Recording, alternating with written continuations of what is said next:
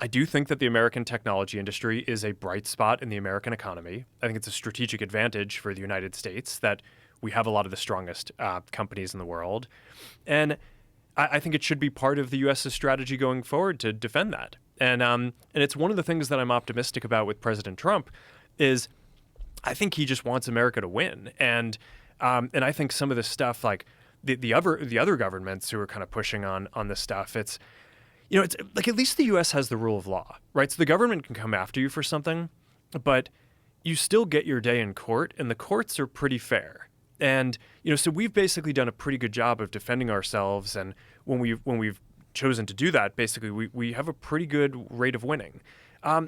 It's just not like that in every other country around the world. Like if other governments decide that they're going to go after you, you don't always get kind of a clear shake at kind of defending yourself on the rules. So I think to some degree, if the U.S. tech industry is going to continue being really strong, I do think that the U.S. government has a role in basically defending it abroad. And that's one of the things that I'm optimistic about will happen in this administration. Well, I think administration uniquely has felt the impact of not being able to have free speech, because this is the administration where Trump was famously kicked off of Twitter. That was a huge issue. Like after January 6th, like they removed at the time, the sitting president.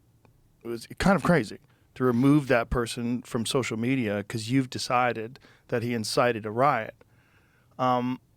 So for him, without free speech, without people, without podcasts, without social media, they probably wouldn't have had a chance because the mainstream narrative, other than Fox News, was so clearly against him. The majority of the television entities and print entities were against him, the majority of them.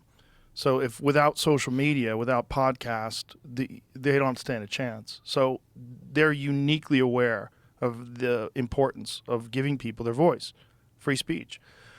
But you do have to be careful about misinformation, and you do have to be careful about just outright lies and propaganda complaints, or propaganda campaigns, rather. And how do you differentiate? Well, I think that there are a couple of different things here. One is, this is something where I think X and Twitter just did it better than us on fact-checking.